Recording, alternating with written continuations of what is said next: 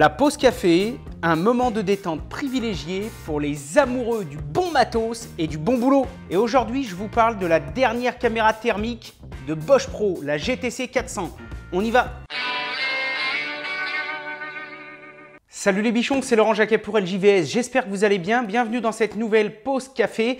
Cette pause café aujourd'hui vous est proposée suite au concours de Built with Bosch auquel j'ai participé il y a maintenant quelques mois, et donc ça fait déjà quelques mois que j'ai cette machine et j'avais encore pas trouvé le temps de vous faire une petite présentation. L'hiver arrive et toutes les applications pour ce genre de produit se multiplient.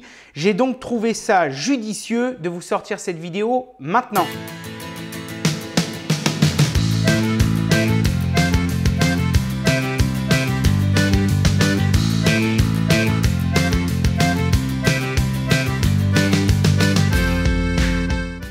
Aujourd'hui, on va donc parler de la Bosch GTC 400. C'est une caméra thermique et c'est une caméra qui va vous permettre énormément de choses. Si vous êtes technicien, si vous êtes diagnostiqueur, si vous êtes expert de l'isolation, expert de la construction, si vous bricolez, si vous voulez optimiser votre logement, si vous voulez optimiser le logement de vos clients, etc. Cette caméra va très vite devenir votre meilleur compagnon. Personnellement, j'ai essayé, j'ai trouvé ça génial. Dans la boîte, on retrouve la caméra GTC 400 de chez Bosch, un accu, un cordon USB, micro USB, un chargeur et on retrouve les notices. La caméra, la voilà. C'est juste une pure petite merveille, un concentré de technologie qui fonctionne sur le même système 12 volts de toute la gamme que j'adore. Il y a une petite dragonne qui est fournie avec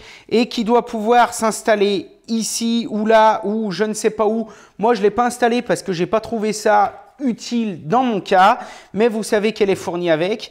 Et avec, il y a également un câble USB, micro USB qui est fourni, qui va pouvoir se brancher sur le côté de la machine et qui va vous permettre de transférer toutes les images et toutes les prises de vue que vous avez fait avec cette caméra directement sur votre ordinateur. Alors concrètement, dans les grandes lignes, l'objectif de cette GTC 400, ça va être quoi? Eh bien c'est facile, ça va être de vous retranscrire une imagerie thermique qui va vous permettre de mettre en valeur les zones froides, les zones chaudes, les différentes températures qui vont constituer votre environnement. Je m'explique, avec ce genre de caméra thermique, vous allez pouvoir retrouver des tuyaux de plancher chauffant dans le sol, dans la dalle. Vous allez pouvoir retrouver d'éventuels points de chauffe dans des tableaux électriques. Vous allez pouvoir détecter les ponts thermiques autour de vos fenêtres, autour de vos menuiseries, dans votre maison. Par rapport à l'isolation, vous allez pouvoir vérifier si tel ou tel matériel chauffe ou chauffe pas.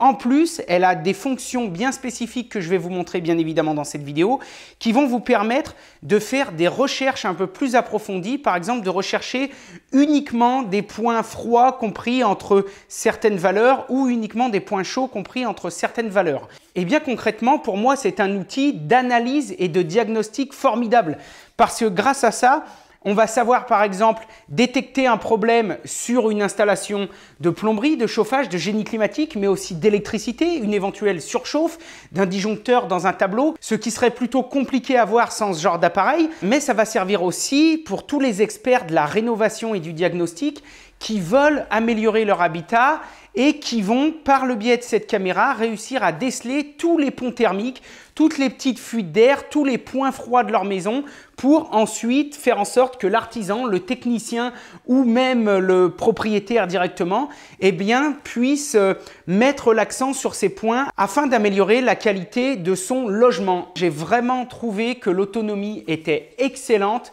pour des applications standards que moi j'ai eu l'occasion de mettre en œuvre. Sincèrement, d'un point de vue ergonomie, c'est pareil, j'ai vraiment pas peur de lui mettre une excellente note. Moi je trouve qu'elle tient parfaitement en main, il y a des petits grips avec des caoutchoucs qui sont pile poil placés là où il faut. Elle est très légère, ça se fout n'importe où, ça se fout dans une poche. Vous pouvez discuter avec votre client, vous balader sur le chantier, l'avoir dans la poche. Au premier truc, paf, la sortir, dégainer et elle est renforcée de partout. Niveau taille, c'est parfait. Il n'y a rien à dire. Donc là, on a la face avant, la batterie 12 volts, on peut bien voir. Donc là, il n'y a aucun souci. Ça s'emboîte. il n'y a pas de problème. À l'arrière, on a une gâchette, je vais vous expliquer tout de suite à quoi ça sert. Là, on a un capot de protection qui est vraiment bien fait et qui va venir protéger tous les capteurs d'imagerie thermique. Sur le côté, nous retrouvons le port micro USB qui va servir à venir transférer le contenu sur l'ordinateur. Et sur l'autre côté, il n'y a rien, juste la marque, donc on va se concentrer là-dessus. Quand on l'allume, la première chose qu'on constate, c'est que la machine va faire un calibrage du capteur comme on peut le voir tout de suite. Et une fois qu'il y aura eu un calibrage, elle va nous demander d'ouvrir le connecteur. Et à ce moment-là, vous pouvez constater que j'ai ouvert le connecteur. Et tout de suite, on va se retrouver avec une image où on a l'impression que c'est un petit peu fouillis, mais en fait, c'est très simple. Cette caméra, d'abord, ce qu'il faut savoir, c'est qu'elle affiche une vue d'ensemble de tout ce qu'elle voit. Bien évidemment, plus on va être dans la distance optimale par rapport à l'objet qu'on veut mesurer, meilleur ça va être. Mais cette caméra, elle va être bien évidemment capable de scanner des plans entiers, il n'y a pas de souci. Par contre, si vraiment vous cherchez la précision, par exemple dans du diagnostic de tableau électrique, etc., la distance optimale sera d'environ 55-60 cm. Et à partir de là, vous verrez que vraiment les résultats seront ultra précis. Sur l'écran, on a toujours 3 points.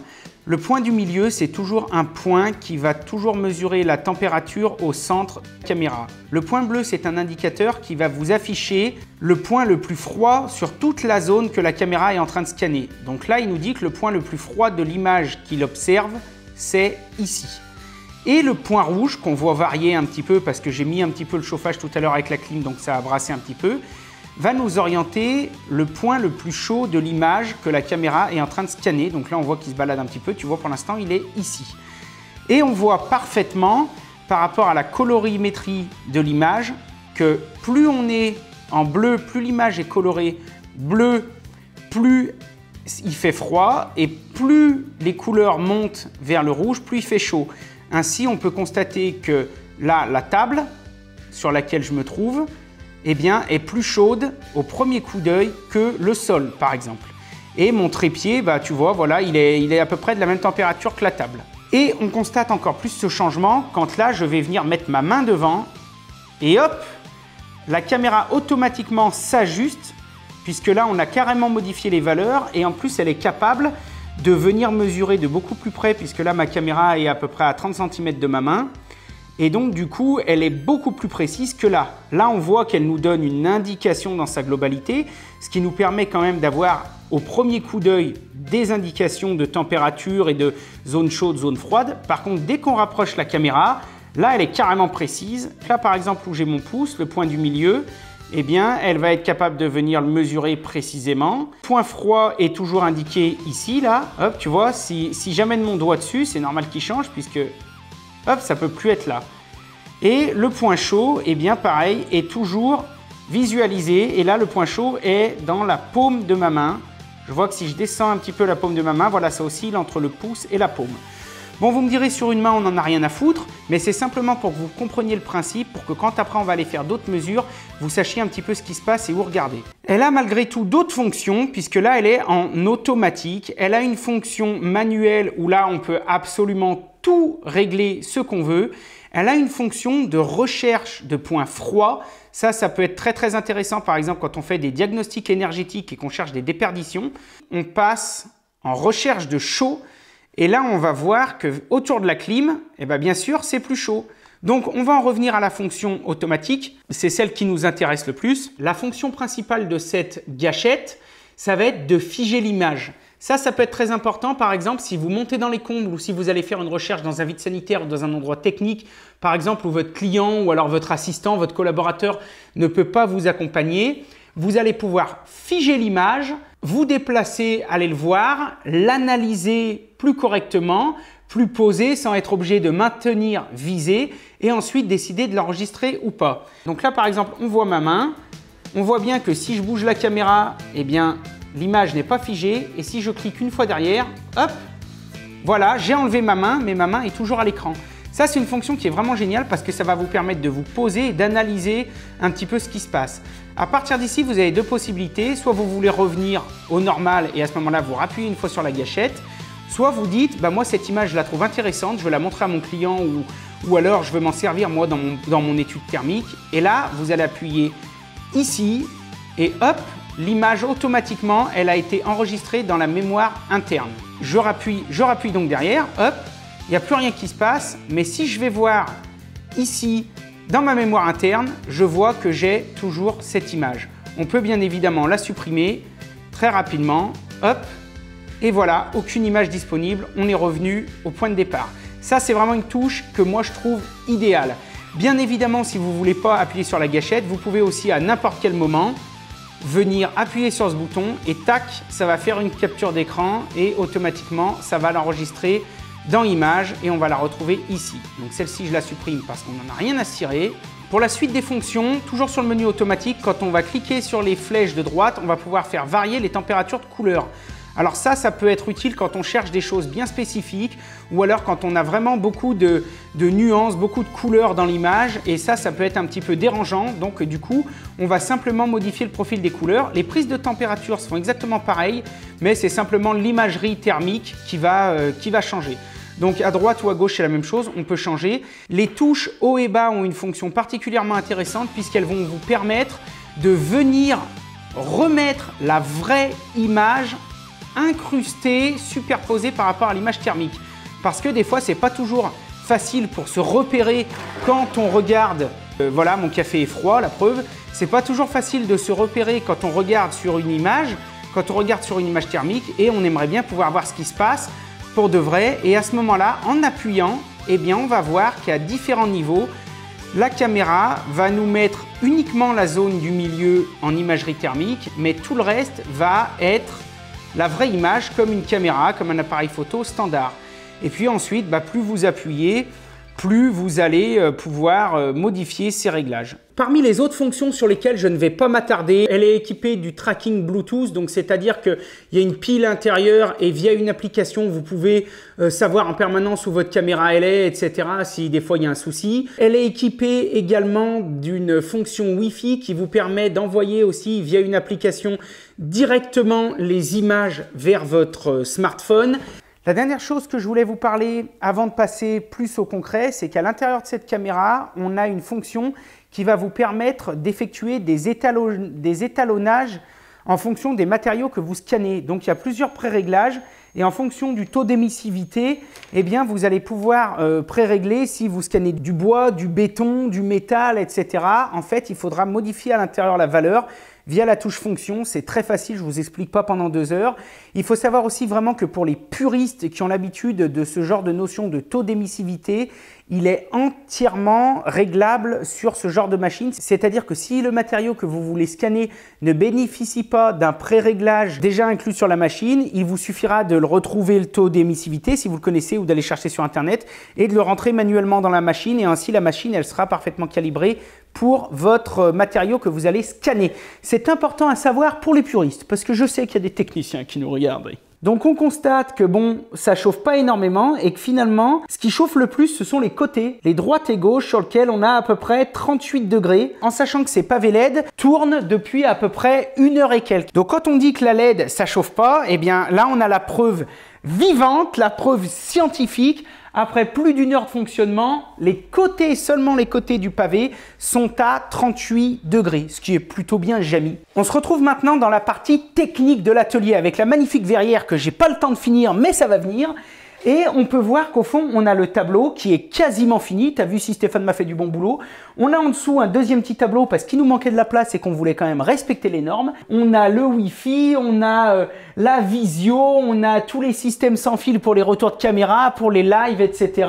On a l'alarme, on a tout est cantonné ici. Et là, comme ça, ici, on est dans une pièce où il fait pas très chaud, mais ça peut être intéressant, pareil, de voir si on n'a pas de problème, de surchauffe, etc. À mon avis, là, le tableau, j'ai pas bricolé aujourd'hui parce que j'ai fait que des vidéos, donc normalement, il devrait être froid.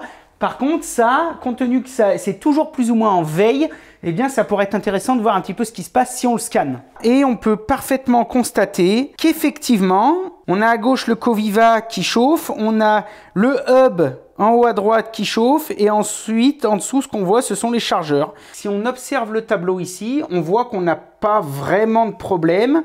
On a une zone effectivement qui est chaude dans le haut du petit tableau. Pourquoi? Parce que là, il y a le transfo de l'interphone et à droite, il y a le transfo des BAES. Donc les BAES, ce sont les sorties de secours. Et donc, on constate que ce point est un peu chaud, mais il n'y a rien d'alarmant. On est sur 20 degrés. Si vous souhaitez vérifier chez un client ou chez vous le bon fonctionnement d'un appareil de ventilation, de climatisation ou de chauffage ou un radiateur, eh bien, ce sera très facile aussi grâce à cette caméra. Là, on l'a mis en mode chaud et on peut vérifier, on peut voir de suite sur la caméra que la caméra affiche bien. On est toujours en mode recharge de chaleur, affiche bien ici une sortie de chaleur sur la climatisation et donc on constate que ça fonctionne parfaitement. La caméra est capable de nous donner les différences de couleurs et de nous signaler où sont situées les zones de chaleur. Donc là, c'est pareil, on a toujours nos deux côtés de pavé LED. Et on a notre climatisation, puisque là, elle est en train de fonctionner, elle souffle de l'air chaud. Donc, c'est impeccable. On a ici une fenêtre et on sait que dehors, il fait un petit peu plus froid. Alors, il n'y a pas non plus moins 10, mais ça caille. Et on voudrait savoir si cette fenêtre, elle a éventuellement des faiblesses. On voit parfaitement que le bas de la fenêtre est plus bas.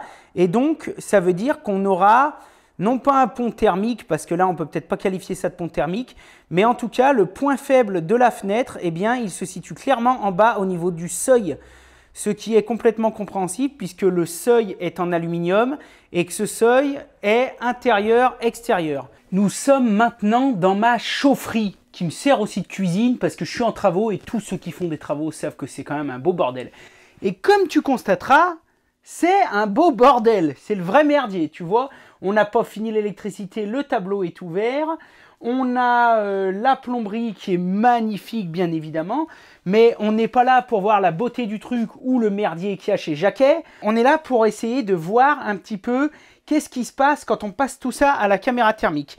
La première chose, c'est ce ballon blanc. Ce ballon blanc, c'est une réserve d'eau chaude de 400 litres parce que j'ai 4 filles plus une femme. Et crois-moi, ça passe de l'eau chaude. Ce ballon, pour l'instant, il est alimenté grâce à une résistance électrique d'appoint qui est placée au milieu du ballon, ce qui me permet par stratification, normalement, de chauffer à peu près 200-250 litres d'eau, mais pas l'ensemble du volume. Ce qui me fait des économies, mais ça fera l'objet d'une deuxième vidéo technique où je vous reparlerai de ma chaufferie. On peut voir au-dessus qu'il y a des tuyaux solaires parce que c'est un ballon solaire, c'est-à-dire que dès que j'aurai un petit peu plus de pépettes, je foutrai 5 capteurs sur le toit pour alimenter tout ce merdier et faire un max d'économie. En attendant, ça fonctionne avec une résistance. On observe clairement que la résistance, eh bien, surtout au niveau de la jonction, donc ce qui doit correspondre à l'espèce d'écrou qu'on voit dépasser entre le ballon et la résistance, la jonction est à 40 degrés presque. Donc ça veut dire qu'ici on a une petite perte d'énergie, il faudrait calorifuger. Et on observe aussi que finalement, eh bien, le ballon, il est à 23 degrés. Et ça veut dire que l'isolation du ballon est performante parce que là, mon ballon, quand je regarde la température, je suis à 60 degrés. 60 degrés intérieur et 20 degrés. Donc ça veut dire quand même que là, l'isolation est plutôt balèze. Quand on regarde le reste de l'installation, la première chose qu'on observe, eh bien, c'est qu'on voit rien. C'est un beau bordel. Et là, les fonctions d'affinement trouvent tout leur sens, puisque à ce moment-là, en fonction de ce que je recherche, notamment ici, par exemple, du chaud, eh bien, je vais lui dire, tu me montres que ce qui est chaud. Et là, vu que ça fait longtemps qu'on n'a pas tiré d'eau dans les tuyaux, eh bien, on voit clairement que la caméra ne détecte pas forcément de points de chaleur extrême. Alors, elle en détecte peut-être un petit peu en haut, mais ça, c'est peut-être voilà, au-dessus des ballons. Personnellement, dans cette maison, j'ai pas de plancher chauffant, donc je peux pas vous montrer ce que ça donne sur un plancher chauffant. Vous irez voir sur Internet, il y a plein d'images merveilleuses. Mais je vais te montrer quand même toute l'utilité d'une telle machine, par exemple, pour retrouver un tuyau qui ne serait pas étiqueté, etc. en fonction d'un tirage d'eau chaude. Là, on a vu que toute l'installation était froide, puisque ça fait plusieurs heures qu'on n'a pas tiré d'eau chaude, donc on n'a pas de souci. À la limite, on ne saurait pas ici dire quels sont les tuyaux d'eau chaude et quels sont les tuyaux d'eau froide. Ce que je vais faire, c'est que je vais aller allumer un point de tirage juste derrière, et on va regarder ce qui se passe, et on va constater que l'eau chaude va venir du ballon, elle va passer par ce tuyau qui est au-dessus, elle va arriver ici, elle va descendre dans cette nourrice, et une fois qu'elle sera partie dans cette nourrice, elle va partir dans un des tuyaux pour aller rejoindre le point de soutirage, et on va le voir parfaitement grâce à ça. Donc là, on peut voir, c'est flagrant que l'eau chaude commence à arriver sur la nourrice. On le voit parfaitement, hein. Donc là, l'eau chaude arrive sur cette nourrice ici. Voilà. Et on peut commencer à distinguer, si on tend l'œil un petit peu, qu'en bas ici, là, on a un tuyau qui devient rouge. On a un tuyau qui se fonce. Donc ça veut dire que non seulement l'eau chaude descend, mais qu'en plus elle est en train de passer par ce tuyau. Et là, ça fait pas très longtemps que ça coule, ça fait 2 minutes. Donc voilà, et là, si on relève, on pourrait suivre le tuyau d'eau chaude. Voilà. Et on peut le suivre quasiment jusqu'au ballon. Le tuyau d'eau chaude qui amène l'eau à la nourrice. Hop, on redescend, on est à la nourrice. Et on voit parfaitement quel tuyau emmène l'eau. Et là, on peut même suivre le multicouche jusqu'à ras-le-sol. Bon, alors, on est toujours chez moi. Et là, on est à l'étage du milieu. Et là, tu vois, j'ai cette porte. Et cette porte, je sais parfaitement, parce que c'est moi qui ai fait quand même toute la baraque. Si tu regardes à droite, il n'y a pas de placo, il n'y a encore pas d'isolant. Donc normalement, là, il devrait y avoir un froid. Et en bas, on avait juste mis un petit peu de mousse polyuréthane, on n'a pas siliconé, donc normalement, il va y avoir du froid. J'ai passé ma caméra en mode recherche de froid, détection. Et donc là, on va voir tout de suite. Et effectivement, on peut constater que là, ça triche pas. Ça, c'est vraiment un formidable outil pour tous ceux qui veulent améliorer leur maison, pour tous les artisans pour avoir eh bien, une vraie force de vente, pour appuyer leurs propos par rapport aux clients. Parce que là, ça c'est scientifique, là ça ne ment pas. Donc on voit particulièrement qu'à droite, on n'est pas isolé, donc c'est normal que le mur soit plus froid. Et là, par contre, en bas, on a un gros pont thermique. Donc là, Laurent Jacquet, va falloir que tu te bouges le cul vite fait, bien fait avant l'hiver, à solutionner cette merde pour y réduire le maximum. Voilà les bichons, bah écoutez, j'espère que cette vidéo vous aura plu et j'espère surtout que vous aurez compris l'utilité d'une telle machine et notamment pour les professionnels parce que pour un professionnel, c'est vrai qu'une fois que vous avez ce genre d'appareil, ça devient très facile pour vos clients eh bien, de comprendre ce qui se passe chez eux, vous de leur expliquer et puis d'essayer ensemble de trouver les solutions adaptées. Moi, j'espère quand même que dans les quelques exemples que je vous aurai donnés, eh bien, ça vous aura quand même permis de comprendre l'utilité d'une telle machine. Moi, personnellement, j'en suis ravi, j'en suis ultra convaincu. On va pas se mentir, c'est pas donné, c'est pas pour monsieur tout le monde. Maintenant, si vous êtes particulier, que vous êtes autoconstructeur, auto-rénovateur et que vous avez vraiment à cœur et vraiment envie de faire une maison qui a des performances énergétiques plutôt cool et puis d'essayer de faire la chasse un petit peu à tout ce qui peut merdouiller, eh bien vous comprendrez que même en tant que particulier, l'intérêt de ce genre d'achat. Et si vous êtes professionnel, ce genre de choses, ça devrait être dans tous les camions. Sincèrement, c'est vraiment un outil d'analyse et de diagnostic qui va améliorer la qualité de votre travail et puis qui va améliorer aussi la vente et l'explication à vos clients de tout ce qu'il faut faire chez eux. Vraiment, moi, j'en suis convaincu. Comme d'habitude, je vous mettrai 2-3 liens dans la description. J'espère que ça vous a plu. Abonnez-vous, partagez, likez, commentez, un petit commentaire, ça fait toujours plaisir quand on le lit. Je vous souhaite vraiment tout plein de bonnes choses. Je salue au passage tous les artisans de France et d'ailleurs parce que je sais que vous êtes vraiment énormément de professionnels à me regarder. Je vous salue. Courage les gars sur les chantiers, l'hiver arrive donc va falloir faire péter les doudounes. Et vraiment, je vous souhaite à tous tout le meilleur. Comme d'habitude, soyez créatifs, faites de votre mieux et si possible du bon boulot. Allez, à bientôt mes bichons. Yeah!